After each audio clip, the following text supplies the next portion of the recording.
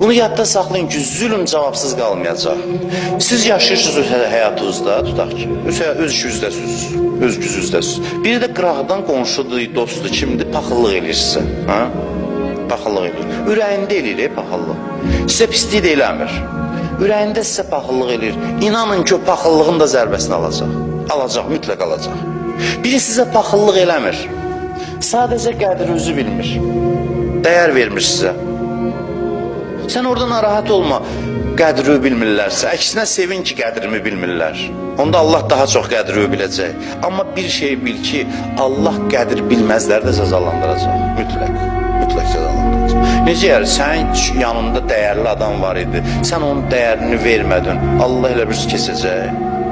Mütləq başına döyəcək o cəmaat, o toplum, o insan.